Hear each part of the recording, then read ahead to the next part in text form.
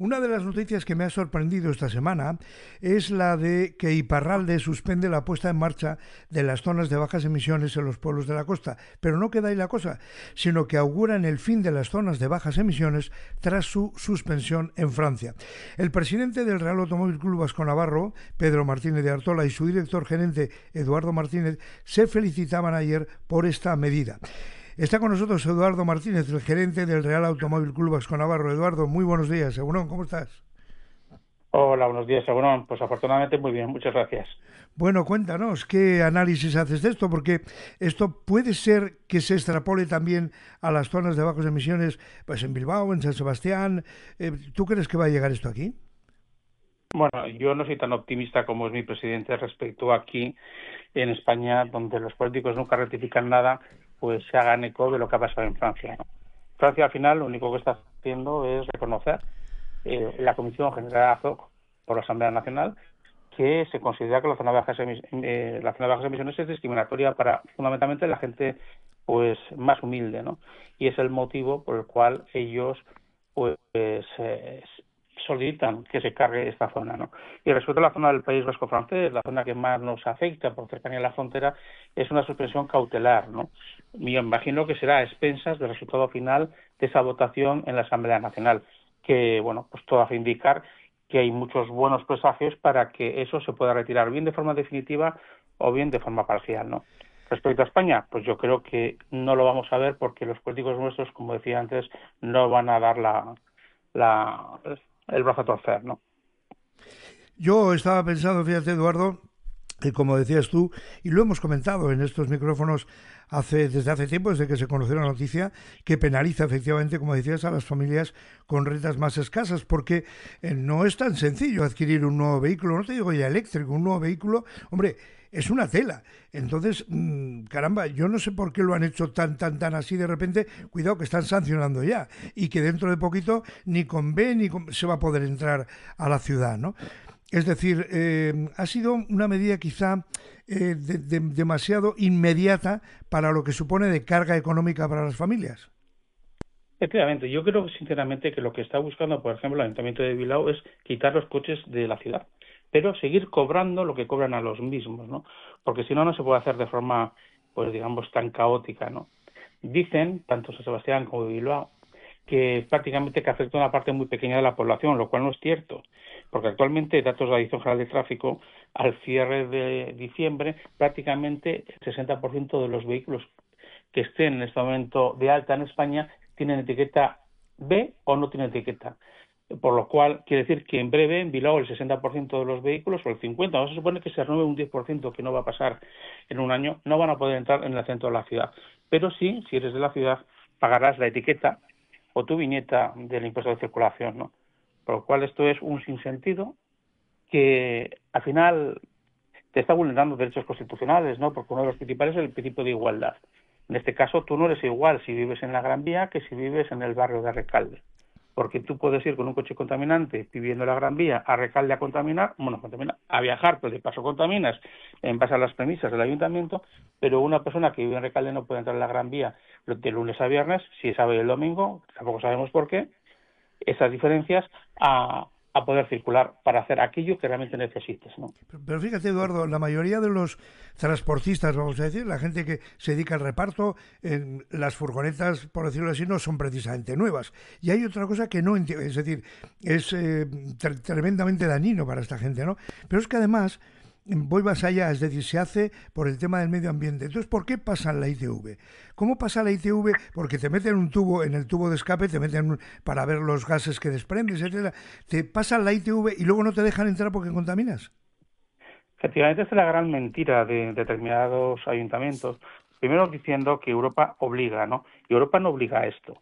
Europa lo que está sensibilizado, pasa que lo pone en práctica de forma muy incorrecta, es con las emisiones, ¿no? Pero al final ni siquiera se están aplicando políticas que sean correctas, porque están utilizando una etiqueta de un vehículo que lo único que te está diciendo es la antigüedad del vehículo, ni siquiera la contaminación cuando entran estos Eso vehículos en es. combustión, ¿no? Por lo cual está generando ya algo que no tiene mucho sentido, ¿no? A partir de ahí, pues bueno, todo lo demás es que sobra, ¿no?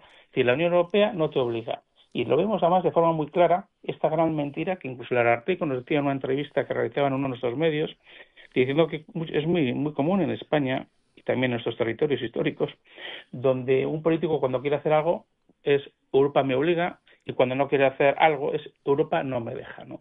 Y es la excusa de mal pagador y que engaña, pues bueno, a mucha gente que se fía, todavía no han espabilado, que nuestros políticos generalmente nos utilizan la información a su antojo y realmente, pues bueno, pues tiene que haber alguien que levante la mano y diga esto no es correcto y vamos a pelear por los derechos, ¿no? Pero luego te cobrarán el impuesto de tráfico, eso no te quepa duda. Estaba pensando, Eduardo, en esa falta de homogeneidad en las normativas que, como decíais, ha generado confusión entre los conductores porque nos enfrentamos a un mosaico de reglas según te desplaces a qué ciudades, ¿no? Sí, es como dices, ¿no? Es decir, es una normativa que si saliera de Europa, como quieren hacer ver algunos de estos políticos locales, estaría homogeneizada. Y no lo es. Que hay una gran diferencia, porque de hecho, solamente si vamos a España y a nuestros territorios, es decir, a Bilbao y San Sebastián, 100 kilómetros de distancia, no se parecen en nada. Por lo cual es evidente que cada uno hace lo que quiere en el desarrollo de esa ordenanza, que es lo que dice la normativa, ¿no? Y por otro lado, si eso fuera de obligado cumplimiento, nos saldrían los políticos de la Asamblea Nacional Francesa indicando que lo van a quitar, ¿no?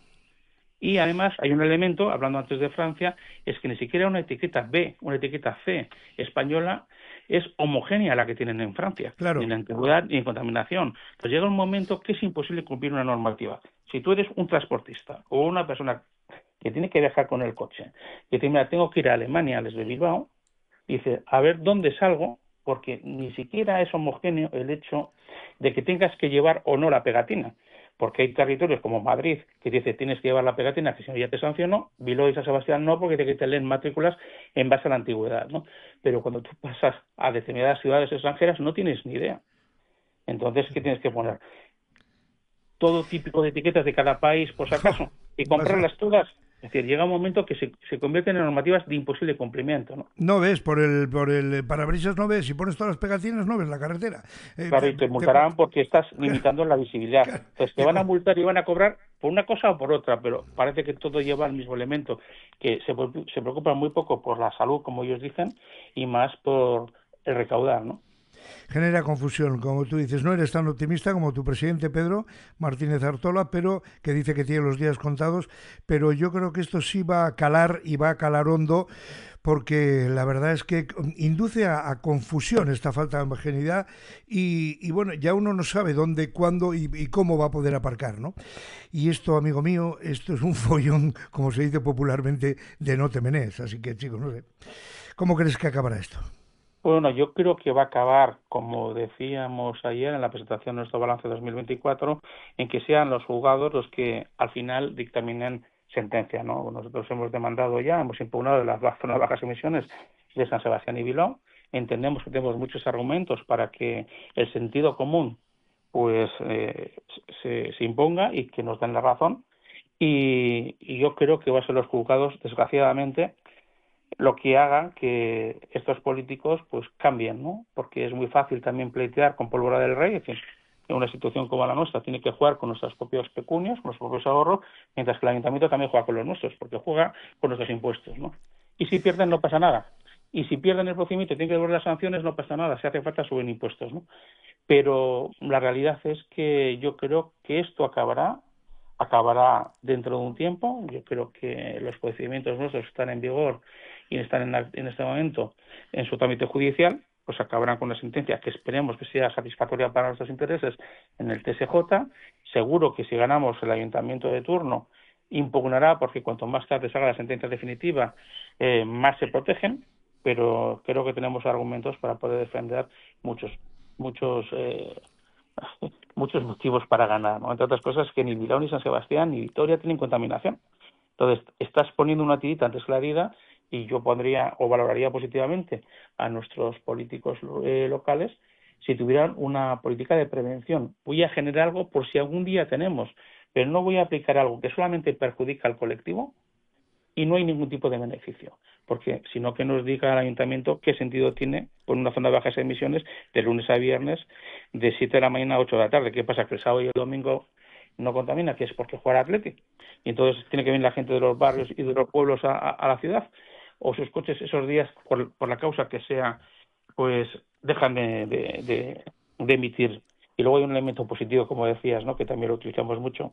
¿Cómo es posible que haya una normativa general, que puede ser la ITV, que te permita circular con un vehículo porque no contaminas, en base a las tasas que en este momento están habilitadas? En cambio dices, pero tú en mi ciudad no entras, ¿no? Con ese impuesto pagado o esa tasa pagada. Y encima tienes que pagar la tasa del impuesto de circulación si eres bilbaíno, no puedes entrar, aunque no te dejen entrar en 2 kilómetros cuadrados, ¿no? Y eso pues es algo que cuanto menos es requisitorio, ¿no? Pues vamos a poner, nunca mejor dicho, puntos suspensivos que no punto final, porque vamos a seguir hablando de este asunto seguro. Eduardo Martínez, director gerente del Real Automóvil Club Aston Navarro, muchísimas gracias por estar con nosotros, un abrazo y buen fin de semana. Muchísimas gracias a vosotros, igualmente buen fin de semana y a vuestra disposición para cuando necesitéis. Hasta luego, Agur.